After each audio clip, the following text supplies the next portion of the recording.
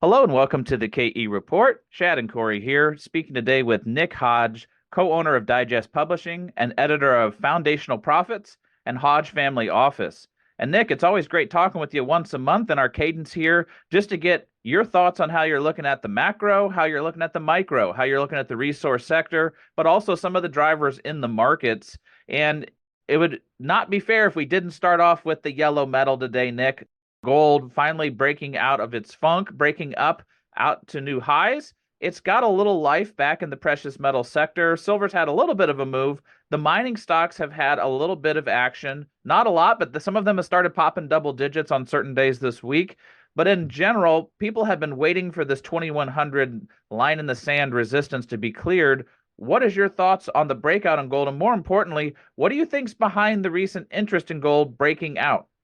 Well, everything is awesome, including you two. So happy to be here again.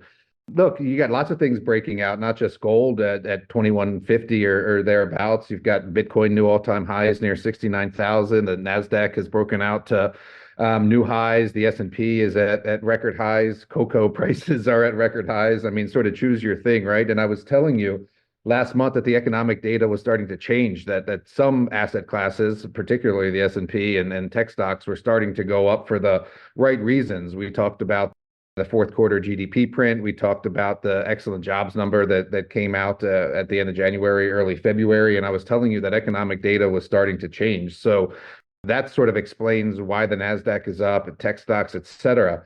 What's a little bit more beneath the surface is why that economic data had changed. And then that's sort of what I've been looking at over the past month, because, if you look at ISM, that's still sort of wonky. Retail sales just came out for January. They're not super strong.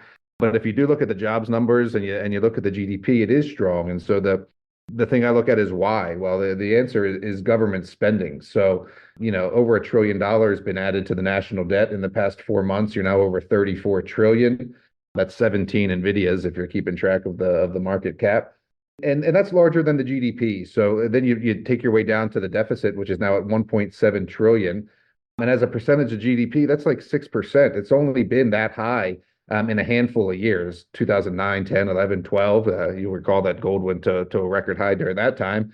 And then in 2020 and 2021, the deficit was greater than 6% of the GDP. And of course, gold ripped to over $2,000 an ounce during the pandemic as well. And so I have to say that the thing that has been driving this good economic data is government spending. And so the medicine is working, is what I was writing this week, but it remains to be seen what the side effects are. And so you look at the dollar, it's softened over the past 2 weeks, and I think that's starting to price in a bit of unsustainability in the ongoing government spending. And then the Fed is sort of still doing QE, right? Buying Miss Yellen's bonds. So I take all those things together, and I think that government spending has led to a weaker dollar over the past 2 weeks, which has allowed gold to break out. And that's the most sense I can make of it. Nick, let's talk about how you're trading the gold stocks, even the silver stocks, because look, last couple of days we have seen some very strong moves in big miners. The largest miners have traded high volume and moved higher. Even the smaller stocks, the micro caps, have also traded a lot higher. And we look back to the first time a couple of years ago when gold made the run to close to 2100 in 2020. GDX was sitting at a level of about 43. It could go up about 45% from here just to get to that level. Is this an environment where you're pulling the trigger and buying a lot of gold and silver stocks in this catch-up trade? Yeah, there's a lot of ground to make up, and I haven't seen sort of the fervor I want to see to make that happen. So this is what I'll say. Like, if I look at some of my larger gold holdings on the speculative side, right? These quality juniors with ounces in the ground, either at some, PEA stage or FS stage, they're still not getting any dollars for their ounces in the ground, right? Like the EV per ounce valuation on some of these, what I would view as quality companies, is like $5, below $10 an ounce. So they need to get a higher valuation. The other thing I look at is these majors, right? I mean, it was only a couple of weeks ago where Newmont was announcing that it had assets for sale, right? Not that it was going to be acquiring things. And so I haven't, really changed my positioning in gold stocks in light of this breakout. What I did was pre-position for what I thought was going to be a rising gold environment. I've said for I don't know. I remember giving an interview in New Orleans last fall saying this, like, you don't have to worry about these lifestyle companies or these, podunk moose pasture, TSXV or CSE listed companies. You really got to focus on quality ounces in the ground. About a couple individual names. I don't know if I mentioned here before. Like we started buying Banyan late last year, Banyan Gold. We started buying Contango late last year, trading a couple of dollars below its financing price with an asset that's in operation in Alaska. And so what I have seen over the past, I guess week or two is these names starting to move up. They were struggling to catch a bid, but now they are higher than they were when we started buying them late last year. And so I haven't been adding to them, but I have enjoyed watching them go up. And I guess that's the benefit of drinking upstream from the herd and being in position ahead of a move is that, I took a couple of months late last year to really drill down on what I thought were quality gold juniors. And those are the names I'm sticking with. It's funny. I think about Pavlo and his dogs because, that's how I always compare junior mining investors to beaten dogs. And I think instead of buying, or maybe if you didn't buy, you need to buy, but the emotion I found myself battling is wanting to bail too soon, right? I'm in some of these stocks, they've had such a tough go of it. And what I'm having to tell myself is, don't sell yet, don't sell yet. And that's probably what I'm going to be writing to subscribers as well. Man, Nick, I think that's such an important point because a lot of times the worm finally turns, and then when these things finally take off, people hit the escape hatch when they just get back to parity and think, okay, I've been in this so long, I've suffered so long, get me out of here. And then they miss the gains. If you stay around for the pain, at least stay around for some of the gains. I got a question for you, though, about the area of the market in the gold stocks and the silver stocks between the juniors and the major. There's all this space in there for the mid tiers, the small producers. There's these other companies that usually get a bid earlier than the junior market because people are going to go down the risk profile over time. And those are also the companies that are often held in the ETFs themselves. So how are you playing that part of the market, the mid tiers, the small producers, and some of the royalty companies? I got to be honest, I haven't spent too much time in there. What I do is I own ETFs, so I guess the answer is I've been playing them through like GDXJ, for example, because you get sort of those mid tiers and included in what is, has junior in the name of it. But yeah, that's the answer. I think you got to buy GDXJ and you have to own it. Some of these guys had great reports. Like I follow Alamos pretty closely. I don't own it, but I follow it. Good earnings reports, increasing dividends, likely a buyout candidate. Just haven't taken the time, I guess, to do enough diligence to own it as an individual name. And so I tend to stick with the ETF. But the GDXJ is a buy for me. It's buy rated in my monthly macro letter, and we continue to own it and buy it at these levels. So, Nick, just circling back on your comment there of not selling too early. And also for those people maybe that have been watching the market, it has been a nice rebound. But in all fairness, you look at GDXJ, it's back to levels where it was in late January. So it seems like now, if people are not invested, now isn't too late to get in. There's still a lot of work to do considering, look, this hasn't taken off and doubled or tripled and left people behind yet. No, I think that's a great point. Some people like to catch the turn immediately. And I always hear Rick Rule say, the only person who bought the absolute bottom and sold the absolute top is an absolute liar, right? So no, it's not a bad strategy to wait for confirmation of an up move and then make your position. Like you say, look, I'm looking at a 5-year chart of GDXJ and when gold ripped in the pandemic, which we mentioned earlier, that was a $60+ ETF, and now it's down around $35. So, just based on price action alone and correlations relative to the price of gold and the price of the ETF, room there for some 90% upside, right? So absolutely not too late to answer your question. Well, Nick, what we heard the last couple of years was a narrative about margin contraction. The producers were seeing their costs rise as the gold price was basically channeling sideways, and at different points over the last couple of years, it was actually down. Now the gold price is going higher while inflation is moderating, and a lot of the cost for things like explosives, chemical reagents, cement, steel, lumber, those kind of things have come down in price to some degree. Do you think that we're going to now shift in the market and also, more importantly, in analysts' minds to margin expansion? Ooh, I mean, the numbers say you have to, right? You just laid out the case for the moderating inflation and the higher gold price. So you would think that has to trickle to the bottom line. We'll see what these miners do with it. Before we started recording, I was telling you that Newmont had to shed assets recently after it, digested a big acquisition and is putting some things on the market. And so the price action, at least over the past 3 months, maybe not the past week, was one of shunning, the Barricks and the Newmonts of the world. But yes, I mean the margins would logically have to expand in the next quarter's earnings reports, given the selling price of gold should be above 2,000 and the moderating input costs that you just pointed to.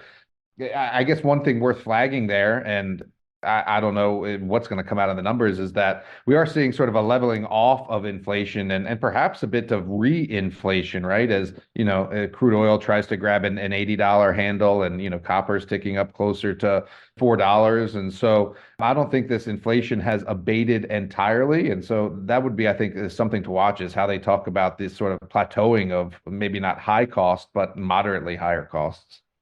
For investors, then, maybe looking at this sector, starting to look at the gold and silver stocks, how do you correlate it with kind of your comments at the beginning that there's so much at all-time highs and so much has been running? Do the other markets, do some of the other sectors need to roll over to add more push to the gold and silver stocks? I think they do. So, and I would talk about the Nasdaq here, right? Because you have the Nasdaq breaking out to all-time highs, but at the same time, you've had sort of some of these magnificent seven not be so magnificent lately, right? Apple, in particular, having some not great sales in China and sort of not being so magnificent. Tesla also kind of out of the magnificent seven of late. Google on a botched artificial intelligence launch that they've come out and sort of apologized for in a quasi Bud Light moment. So there's three of your seven that are, sort of rolling over. I would imagine it takes a bit more rolling over of that tech space to, put some attention on gold. And, there's a pretty good chart out there of tech R&D spending versus, capital expenditures in the mining sector, and they correlate pretty well inversely. And so that's one of the things I watch. And I do think you need some of this buoyancy to come out of the tech stocks, not Bitcoin, but the tech stocks, to get a little bit more interest in gold, and yeah, just for some attention to come to it, right? Because it's tough to compete with the headlines when Nvidia is going up $100 a day, right? It's tough for gold stocks to grab attention, headlines, and therefore capital. Well, Nick, you said not so much Bitcoin, but I've got to follow up on that because we've heard for the last dozen years that Bitcoin is eating gold's lunch. I've seen some articles out just in the last month or so talking about ETF outflows out of gold and silver and all the ETF inflows into the Bitcoin ETFs, as well as just the cryptos in general. Ethereum's doing well. A lot of the altcoins are doing well. Dogecoin came back to life, and the crypto miners are tearing higher as well. Do Mhm. you think that there has been a fundamental change in the junior resource sector where people that used to speculate on mining stocks are off speculating in the cryptos? And does that have to change to see more life come back in from generalists? I mean, not the smart ones. I've always said that it's not an either or, that it's an and trade. Like Bitcoin and gold are the same team. And I've seen the ETF flow data, right? I've seen these recently listed Bitcoin ETFs, rocket to $10 billion in assets. And I too have been buying some of those. I mean, how could you not? When anyway, Bitcoin was ripping in past weeks. I certainly in my personal account was trading some of those Bitcoin ETFs, and at the same time, I own gold ETFs. So there's a lot of camps and a lot of schools of thought, right? I mean, go look at Mr. Schiff, and he's an old man yelling at the cloud every day about Bitcoin, and then go look at someone like Michael Maloney, and he's preaching something similar to what I'm saying, is that gold and Bitcoin are on the same team. I don't think it's a zero-sum game for Bitcoin and gold. I think there's room for both. I think the reasons to own both are very similar. And there was a quote I said on stage at some conference, probably, I don't know, eight or so years ago now, is that Bitcoin and crypto investors are soldiers training for the ultimate gold army, right? Like, if you like Bitcoin and you understand Bitcoin, and if you're younger, maybe you learn Bitcoin first, I think you gravitate to hard assets in general, right? And I guess conversely is like how I came into Bitcoin, right? Like I learned hard assets first after 2008 and 9, got comfortable with gold and Federal Reserve and understanding money printing, and that therefore afforded me the mental flexibility to also embrace Bitcoin, right? When that came around as early as 2013 for me. So no, ultimately, while there's maybe some disparaging or different sentiment among gold and Bitcoin in the short term, I think that in the long term, you own them for the same reasons, and the market will eventually realize that. Yeah, very level-headed comments on that, Nick. We hear so much from the gold community trying to bash the Bitcoin community and the Bitcoin community trying to bash the gold community when it just seems like different generations investing in kind of the same narrative. But Yeah. I think that's going to continue for a while. Let's talk about another commodity, one that you mentioned to us before recording that you wanted to talk about. That is copper. Copper, in all fairness, really hasn't done anything for over a year now, traded in a tighter and tighter range. Right now, it's trading at about 388. You like copper right now. Please tell us why. Yeah, so let's start really high up in the airplane and look at the commodity super cycle. I'm of the belief that a new super cycle kicked off in 2020, and what we saw the past year and a half, you just said copper did nothing, was a pullback or a consolidation within that super cycle. And so I've been wondering, and I've been telling you guys, copper is going to be closer to 350. It's not time to buy copper. I've been pretty steadfast in that mantra for the past year or so while it's been consolidating. And so what's changing is the answer. Well, I think it's China. And so the Shanghai Composite's been in a bear market for 3 years. There was a narrative in the market in early 2023 that China was going to be reopening. I kind of bought that a little bit last February, but by June was out of the trade because China started to deteriorate again. And I think that's what led to a lot of, I don't like strong words like misery, but let's say negative sentiment in the commodity space, right? Just look at lithium, for example. You just said that copper went nowhere. What's happened in the past couple of weeks is that the Shanghai has seemingly started to bottom out, at least when I look at it on the chart. The other thing is that they're having these meetings in China. They came out and announced some special bond purchases. I think 180 billion US was the number, and the last time they did that was in 2020 during the pandemic when they issued these special bonds. And so I look at China and I just look at other metals prices starting to tick up, and not just copper, but I don't know, gallium, for example, or tin has been up in the past week, and I'm pretty sure that that's correlating to a reopening of the Chinese economy. And so on the back of that, I think it's time to buy copper. I think that's going to be one of the drivers of copper going higher in the second half of this year. And I always thought copper was going to go higher in the second half of this year, but now I've got a reason why, right? A fundamental reason. And so I will be buying copper this month. I will be recommending some large copper miners in my monthly macro letter, and I explain that rationale a bit more in depth because it's written word, but the same way I just explained it to you on the back of the Chinese expansion. Well, Nick, let's dive in a little bit more to the copper stocks then. You don't have to give away your secret sauce, save some of that for your subscribers, but you mentioned getting into some of the larger miners. Are you looking at getting into the producers first and then working your way down the food chain? And then also with copper, there's a lot of action in South America. There is some action in North America. Do you have any preference as far as the jurisdiction and the companies you position in? Yeah, so I'm a pretty open book, and I'll tell you just exactly what I'm doing first. So Jim Dines would call this like a prodding attack. I'm buying an ETF, and then the one I'm going to buy is ICOP. That's the iShares Copper ETF, and I'll explain why. And maybe that'll give your readers some insights. I also saw that Sprott was announcing this week a new copper ETF, and I had a quick look at that. Global X also has a copper ETF, and I had a look at that as well. So you were mentioning geographical, allocations or jurisdiction, and that's one of the reasons that I chose the ICOP, the iShares over the Global X and over the Sprott. So it was one of the only of those three ETFs that had some Chinese exposure, and if that's the reason I'm getting into copper, then maybe I want some Chinese exposure.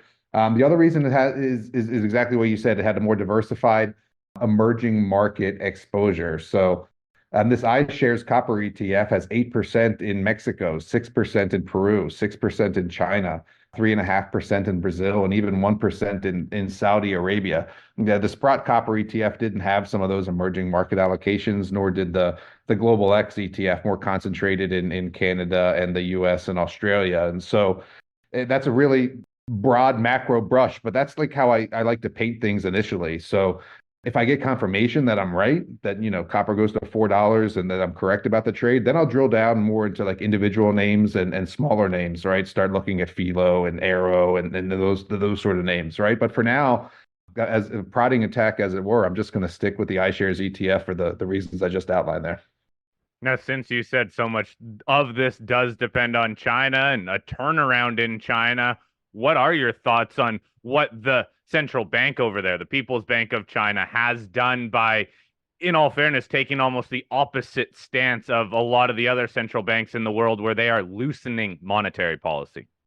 Yeah, I mean, that's good for commodities, right? I mean, printing money, low interest rates, that's good for commodities. You could make a bearish, like you can with anything, you can make a bearish case for China and sort of that's how the mainstream media painted it this week while, Li Keqiang was having his talks over there. And so, Financial Times said that it's still bearish. I was reading a Reuters article that said it's still bearish. Wall Street Journal said that China's still bearish. Bloomberg said that it was fuzzy fiscal math, and these are sort of makes my contrarian senses tingle a little bit. So I took all that bearish data, but there's still I think a lot to like in China. One of the things is the central bank policy, as you said, but another is the cracking down on the speculation in the housing market. There's so much going on in the world that you probably have forgot about Evergrande, for example. They're really cracking down on the financial speculation in the housing and construction market, and I believe that some of that capital comes into the stock market, particularly. And that will allow buoyancy in the Chinese equities and therefore just again broad macro brush. Chinese stock go up, copper go up. Very simple equation for me. I like it, Nick. Well, if that plays out and you do see the copper narrative play out the way you hope, and some of these larger producers start moving, and you do start going down the food chain and looking at some of the juniors, I'm curious. It seems like there's a couple camps here. There's one camp that buys the very largest projects they can find in the development stage or advanced explorer stage, hoping they get taken over by a major. Those things have huge capex requirements, sometimes $1 billion plus just to get them built. There are those high grade underground mines that are such high grade, people say, hey, it may be a smaller mine, but it could be a profitable mine. And then there's people that are just doing flat out discovery and exploration, looking for the next big thing. How would you be allocating your capital when you finally do get the signal that it's time to move into the juniors? So it's interesting because some of these bets for me are longer term. And so, similarly to how I was positioned in some gold stocks, I own some what I view as quality junior copper speculations. I may have told you about some of them. Like I financed Tandem Metals for the past couple of years and continue to own a fairly large position in that. They've only gotten a permit, their properties in Peru, and part of it is JV'd out to Jogmec. They've only got permit for one of it. I expect another one to come soon, but I like the exploration stories is I guess the answer I'm giving you. And I have positioned in them and we'll see if we continue to. I imagine, some of these companies will raise money as their stock prices ticks up a little bit. But look, I like Hannon, big basin, multiple porphyry discoveries with a major or two already coming in, right? Jogmec writing a check, Tech writing a check. One I've invested in more recently is a company called Gladiator. They have a past producing asset in Yukon called White Horse. They've got a big, wealthy family that's backing them that owns a drilling company that actually just bought more shares last week. They put out some good results earlier this week on their Cali Park target. And so answering your question through the lens of what I actually own, and sometimes your questions help me actually clarify my own thoughts. So I'm on the big end of the spectrum, which I just told you with the iShares ETF, and then I'm already positioned in the all the way on the small end of the spectrum with companies that I hold for the long term, knowing that, copper is long term bullish. And then to your point about these sort of large, high capex deposits, like Filo would be the one I point to. I view those more as trading vehicles, right? So I don't own that right now, but that is one that I would probably trade, like a highly liquid big discovery that maybe I'm not going to own it all the way through, feasibility and capital raising and that, but that I know is going to go up if copper is catching a bid. So I sort of organized those thoughts as I was talking because I hadn't really thought about it that way. So hopefully that made some sense. Yeah, I think it did, Nick. One other thing I want to circle around to is you mentioned how you think that some of these companies, probably a lot of them, are going to be trying to raise money here in the near term because a lot have held off, waiting for some bounce in share price. I know that not everybody can get into financings. A lot of people don't even like to get into financings, but for those that can and do you think now is a good opportunity when people do see financings that they like that undoubtedly will come with a full warrant or a half warrant, that this could be a good time to buy those financings? if they have capital. So that's a big if. And I look at my own portfolio, not that I'm pot committed, but there's equities that I've been in for a long time that, haven't performed for whatever reason. TSXV had a tough year. We just talked about how, commodities have been consolidating through late 2022 and 2023. And so if you're playing a zero-sum game, you might have to make some tough decisions, right? Get rid of those losers and roll those into new opportunities. And that takes some real emotional wherewithal to do that, right? To abandon these stocks, because what happens in the junior mining space and with retail investors and even to a certain extent with myself personally is you get attached to some of these stories and you get attached to some of these companies. And that's really where I think about again, back to Rick Rule and his unanswered question, which he always talks about, right? I think about, have they answered the question that I originally invested in them for? And if not, what I've been doing is I've been more personally content just to cut those companies loose, right? Separating the wheat from the chaff. And in that sense, freeing up capital to, yes, participate in new private placements as these commodities start to catch a bid, which I'm expecting. And a little more inside baseball there on financings in particular is that, I said that I financed Hannon for the past couple of years and a couple of other names as well. What happens is that even if you add 2 or 3 or in some cases 5-year warrants, those are starting to expire, right? Like I was looking at my list of warrants the other day, and there's some that are going to expire here in a couple of months, right? So if you're one of those guys or investors who likes that warrant game, you're going to have to write a check if those warrants from a couple of years ago never made it in the money and are going to expire. All right, Nick, appreciate you breaking down how you're looking at the capital raising, capital markets for some of these companies and how you're positioning. One other sector I want to squeeze in real quick is just the uranium sector. It's had an epic move the last couple of years, a big move from 2020 to 2021, a cool down in 2022, a nice pop again in 2023, a wild ride so far in 2024. But over the last, let's say, month or two, a corrective move in the sector. A lot of the stocks have pulled back. Are you interested in adding more here? Are you trimming positions? How do you see the setup in the uranium stocks, Nick? Yeah, we're buyers. We added Canalaska on their discovery hole last week. That was a pretty fantastic hole, and they'll have results in the lab that'll be coming out here soon. So the succinct answer to your question is, yeah, we're buyers. A longer, more nuanced answer is that was a pretty textbook correction. If you look at the URA or the URNM ETF, I mean, pretty classic 17 to 20% correction, and now starting to level off at that corrective level over the past couple of weeks, seemingly looking for a catalyst for the next move. I would submit to you that Kazatomprom next week is going to fully announce their guidance for 2024 and 2025. And I think that it could potentially be a catalyst for the next leg higher, because I think they'll say that what they said a couple of weeks ago, we're not going to be able to meet guidance. We don't have enough sulfuric acid, et cetera. So I continue to stick with a healthy consolidation in the sector. Have been adding 2 names. I've told you about Energy Fuels a few times. I continue to like that company. They had good earnings in the past couple of weeks. Encore just announced that they're shipping now from Rosita down in Texas. And so fundamentally, these companies are executing and doing what they should be doing in a bull market. And don't forget, $98 is nothing to sneeze at on the spot price or thereabouts where it's at. So yeah, healthy pullback and correction, and I would be adding.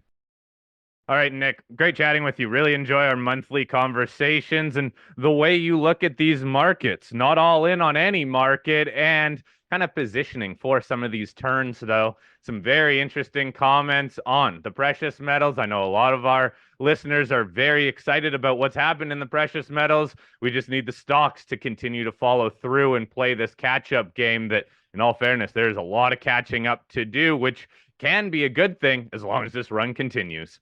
Nick, thank you again for your time. We'll chat again next month. Thanks, guys.